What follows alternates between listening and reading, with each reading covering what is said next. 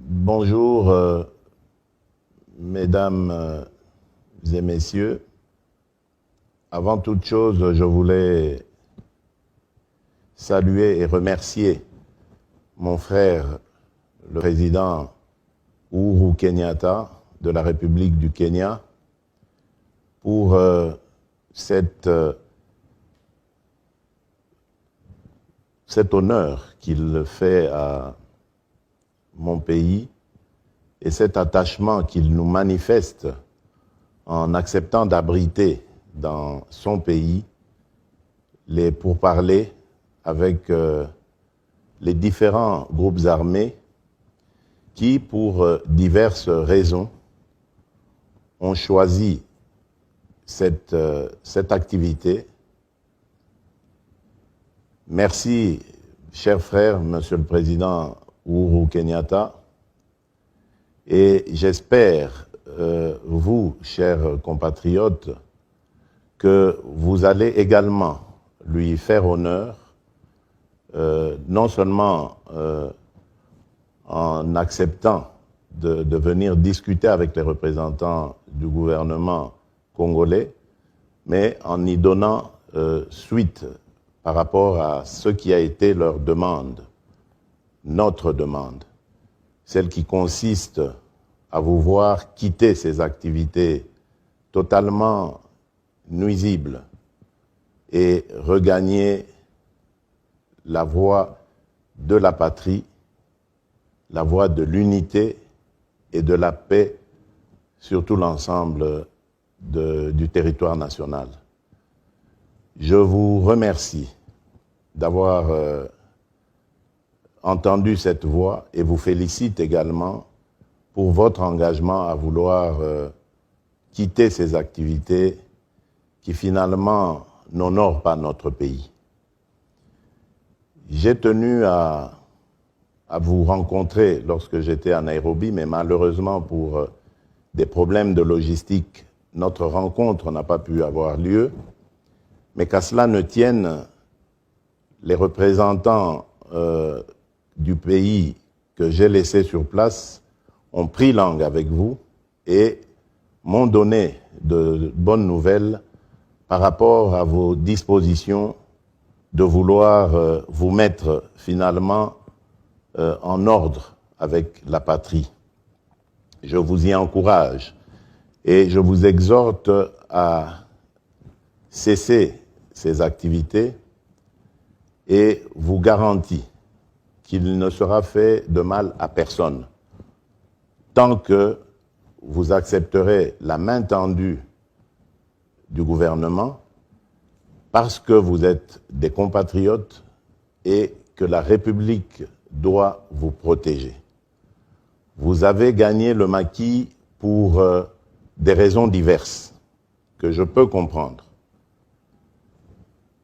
qui malheureusement sont liées à la situation qui a précédé mon avènement à la tête de la République démocratique du Congo. Et comme je le disais, je peux comprendre cela. Mais aujourd'hui, je voudrais vous dire que les choses ont changé.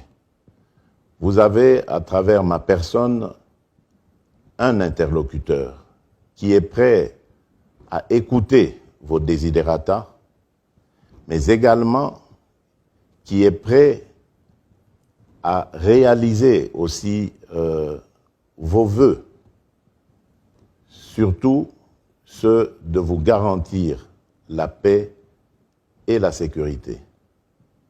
Je comprends que pour des raisons diverses, vous ayez décidé de prendre les armes pour défendre vos communautés respectives. Mais je voudrais vous dire que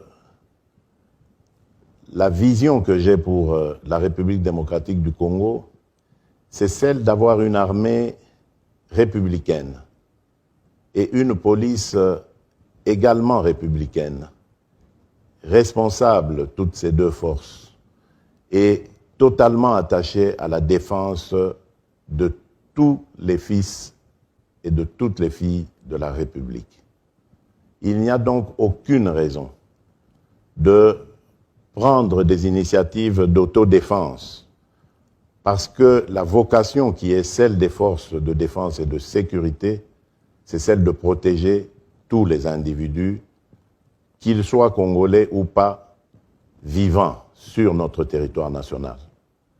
Je vous exhorte donc à quitter ces activités et à joindre le processus DDR-CS. Vous avez vu, nous avons rajouté CS parce que c'est le processus de désarmement, démobilisation, réinsertion communautaire et stabilisation.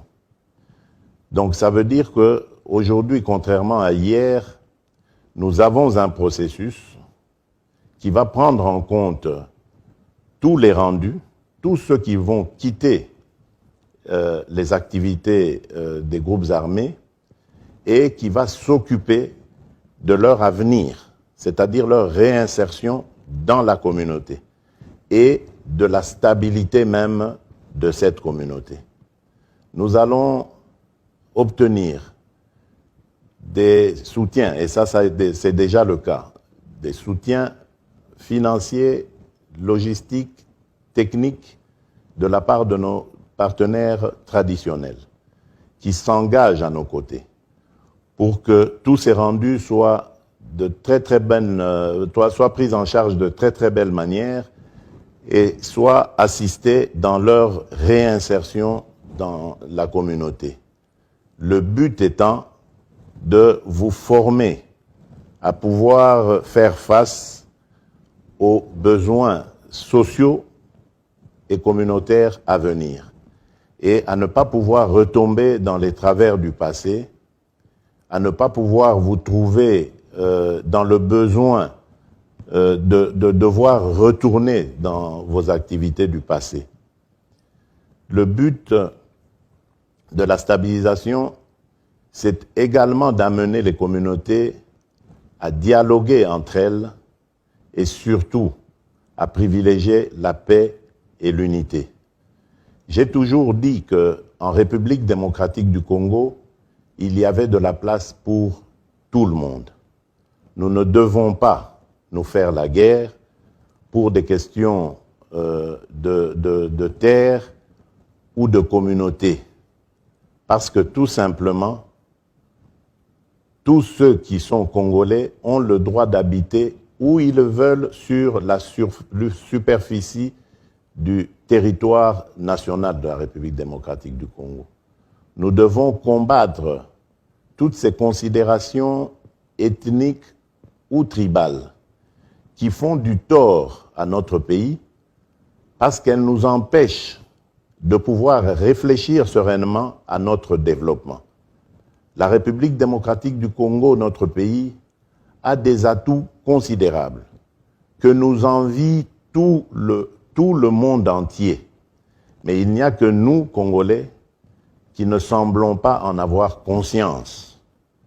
Et c'est pour ça que je vous exhorte à arrêter ces activités, à regarder dans la voie que je vous trace, celle du développement. Et cette voie, lorsque nous aurons atteint le développement, vous verrez que ce sera l'épanouissement de tout notre peuple. Tout le monde trouvera sa place et tout le monde sera heureux.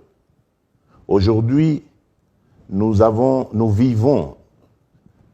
développé des politiques régionales et notre pays vient d'adhérer dans l'East African Community, une communauté qui va être une communauté d'intérêt commun et qui visera le développement de nos pays respectifs. Donc vous voyez que le Congo s'agrandit. L'espace dans lequel les biens et les personnes vont devoir circuler est maintenant agrandi à 7 pays. Donc, ça ne sert à rien de vous battre pour des morceaux de terre alors que c'est l'East African Community qui deviendra notre pays en fait. Donc, chers compatriotes, veuillez vraiment continuer à suivre la voie de la raison comme vous avez commencé. Ne vous méfiez pas de moi, ne vous méfiez pas du gouvernement, parce que nous ne sommes pas là pour vous faire du tort. J'avais prêté serment devant Dieu et devant le peuple pour protéger nos concitoyens et assurer leur bien-être. Je ne suis donc pas là pour vous combattre, je ne suis donc pas là pour vous vouloir du mal ou souhaiter votre malheur.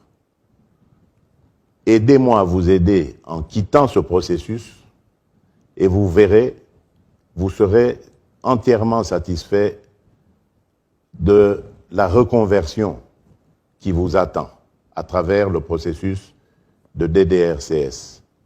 Encore une fois, je tiens à remercier le président Uhuru Kenyatta, mon frère, pour son engagement à nos côtés, pour le souci qu'il manifeste de vouloir à ce que le Congo soit un pays de paix et de liberté.